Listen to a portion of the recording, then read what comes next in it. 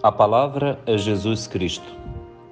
Nós celebramos hoje o 29º domingo do tempo comum e o dia das missões. Rezamos com a Igreja: ó Deus, quisestes que a vossa Igreja fosse o sacramento da salvação para todas as nações, a fim de que a obra do Salvador continuasse até o fim dos tempos. Despertai nos corações dos vossos fiéis a consciência de que são chamados a trabalhar pela salvação da humanidade, até que de todos os povos surja e cresça para vós uma só família e um só povo, por nosso Senhor Jesus Cristo, vosso Filho, na unidade do Espírito Santo. Amém. A liturgia da palavra deste domingo, dia das missões, está composta de 4 partes. Na primeira encontraremos o texto do livro do profeta Isaías, no capítulo 45, versículo 1 e dos versículos de 4 a 6. O salmo responsorial será o Salmo 95, com 4 estrofes intercaladas entre elas o refrão: ó família das nações, dai ao Senhor poder e glória. A segunda leitura contém o texto da primeira carta de São Paulo aos Tessalonicenses, no capítulo 1, versículos de 1 a 5b. E o evangelho que vamos ler e meditar agora vem de Mateus, capítulo 22, versículos de 15 a 21. Proclamação do Evangelho de Jesus Cristo segundo Mateus. Naquele tempo, os fariseus fizeram um plano para apanhar Jesus em alguma palavra. Então mandaram os seus discípulos junto com alguns do partido de Herodes para dizerem a Jesus: Mestre, sabemos que és verdadeiro e que, de fato, ensinas o caminho de Deus. Não te deixas influenciar pela opinião dos outros, pois não julgas um homem pelas aparências. Dize-nos, pois, o que pensas.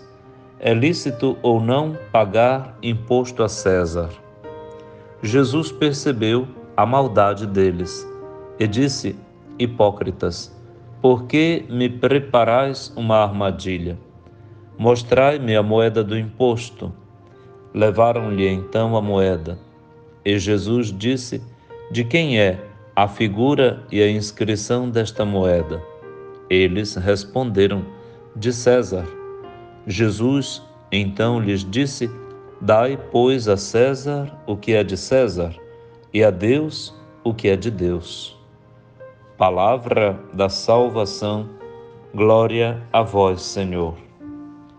Das 34 semanas que tem o tempo comum, inauguramos com este domingo a 29ª e, portanto, mais 5 semanas, 5 domingos, e concluiremos o tempo comum deste ano A da liturgia em 2023, em que nos acompanha e nos traz ao conhecimento de Jesus o Evangelho de Mateus, um dos 3 sinóticos, com Marcos e Lucas, que vamos ouvi-los nos anos sucessivos.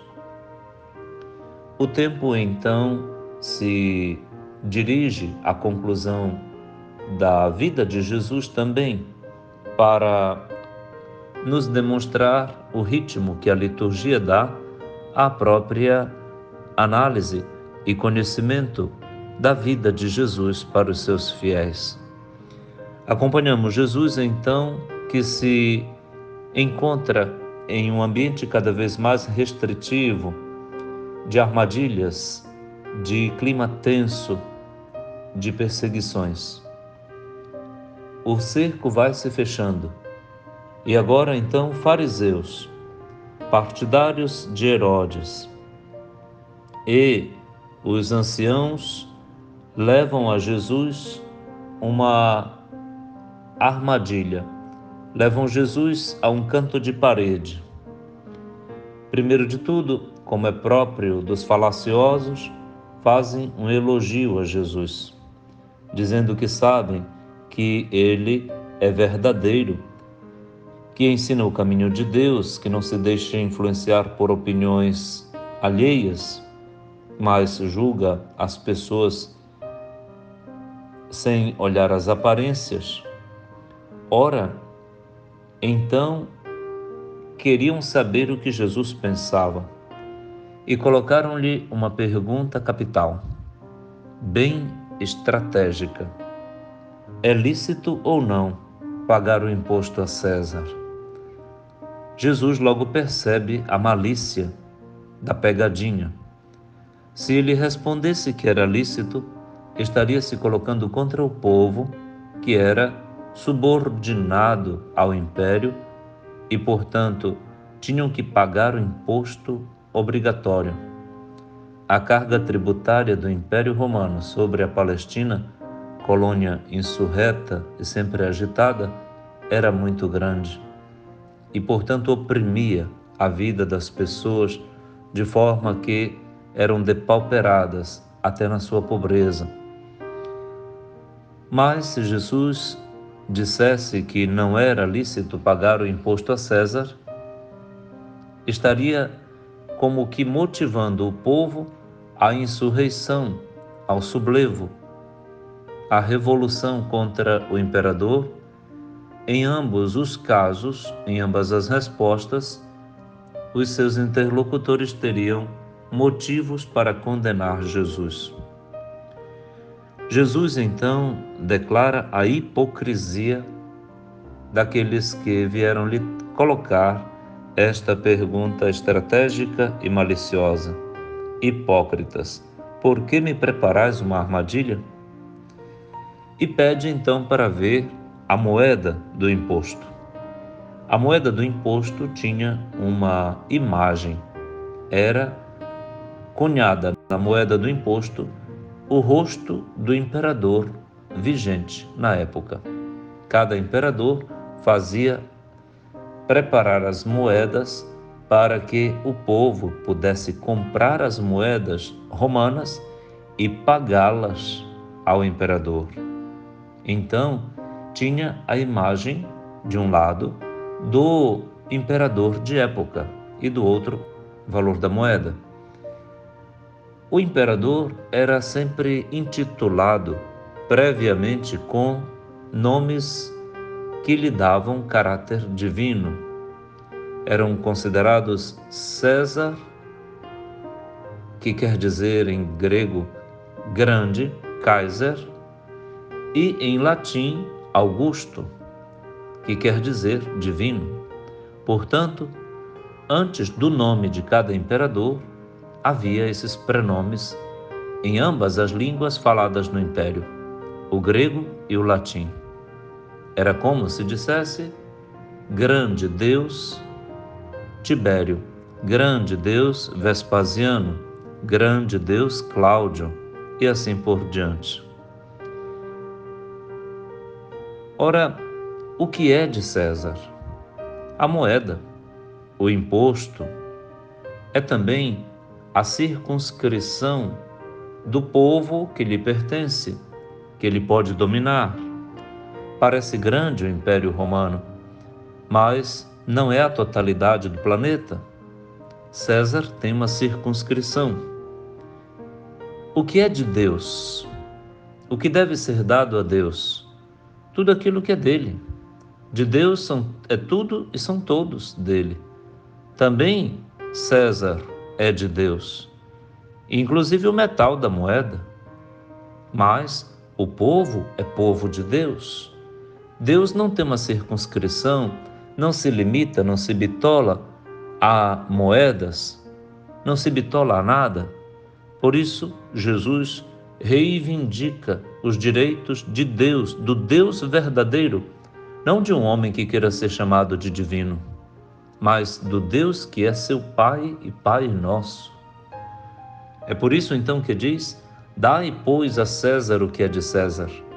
César se conforma apenas com o dinheiro que cunhou para mercadejar e vincular a si escravagisticamente o povo daqui? pois deem a ele o que ele quer, para que fique satisfeito. Mas dai a Deus o que é de Deus, ou seja, tudo é do Pai, tudo é de Deus. Nosso Senhor, ao invés, não pede impostos. Nosso Senhor reina, o Pai é paterno gratuitamente, provendo inclusive tudo para o nosso bem e a nossa salvação. A oferta do próprio Filho Jesus já o diz e é plena, é total. Deus não sabe pedir, Deus só sabe dar. Parece que toda a Sagrada Escritura é bênção, é dom, é dádiva, é providência, é misericórdia, é compaixão, porque Deus se faz dom, e dom na vida do seu Filho. Nosso Senhor está esperando que a gente se volte para Ele como filhos. O filho não deve nada ao pai. O pai não cobra nada do filho. No amor, não há cobrança. No amor, há um relacionamento afetivo e efetivo que supera todo tipo de legalidade. É preciso então que a gente volte a amar a Deus gratuitamente e sentir-nos amados por Ele em abundância, não na relação de mercado, de dinheiro. Chega então desta mistura de religião com dinheiro, de igrejas com dinheiro, de tudo aquilo que se faz para Deus por dinheiro. Nós estamos subordinados às relações financeiras, de modo que nossa cabeça não pensa mais fora desta relação. Tudo tem preço, tudo é pago, tudo tem uma devolutiva, tudo tem que ter uma cobrança. A gente já vive todo medido pelo dinheiro, pela agenda financeira. Que triste! Não somos mais humanos, somos espectros de economia. Que Deus nos liberte, o Deus Pai de nosso Senhor Jesus Cristo, o nosso grande Deus. Para que todas estas divindades demiúrgicas, estes homens e mulheres que no mundo pensam ser deuses, sejam desconsiderados, voltem a ser o que são filhos. Também todos eles e elas são filhos de Deus, a serem salvos e amados por Deus e por Ele se sentirem amados igualmente. Que hoje o dinheiro não tenha a primazia e a prioridade na vida da gente. Deixe o dinheiro ser o que ele é, um meio, um instrumento, tanto que ultimamente a gente já quase não pega em dinheiro.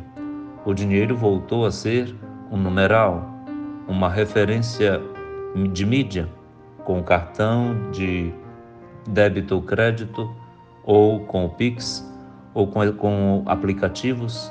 Você não pega em dinheiro, sabe que transita em agências bancárias, em relatórios de extratos, mas o dinheiro quase não se pega mais, não se toca mais.